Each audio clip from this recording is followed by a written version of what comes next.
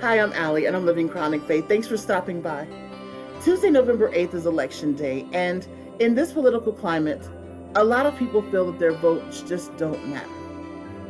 And because the world doesn't always take into consideration those of us with special physical circumstances, it's even more common for people living with chronic medical conditions to neglect voting altogether because it's hard. But being part of the process designed to hold accountable our elected officials is crucial.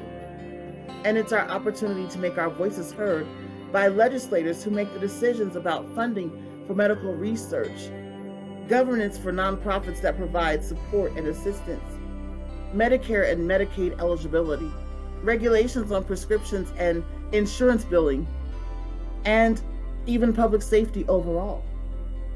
Who we vote for affects how the FDA, the CDC, and the Department of Health and Human Services are operated. So if we want to see progress, we have to do our part on Election Day.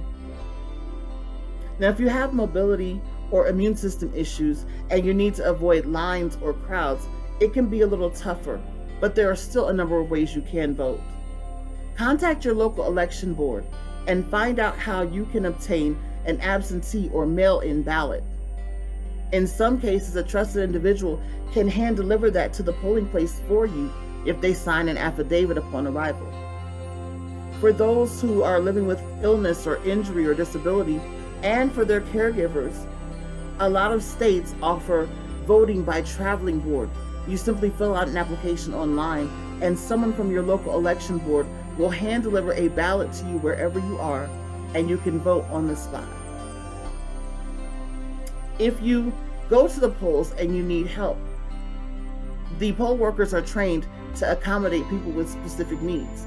For example, if you have arthritis and there's a long line, some polling places can allow you to be seated while your place in line is held. Others allow disabled persons to move to the head of the line. The message here is just don't suffer in silence. Communicate your needs.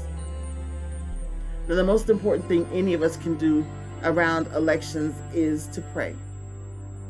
God cares about the things that affect us, all of them. And it's our job to come into agreement with His will for our government leadership. He knows who the best candidates are, how they will function in office, and how it will impact everyone concerned. And so we must look to Him for wisdom and guidance as we go to the polls. Paul wrote to Timothy in his first letter, "I urge then, first of all, that petitions, prayers, intercession, and thanksgiving be made for all people, for kings and all those in authority, that we may live peaceful and quiet lives in all godliness and holiness."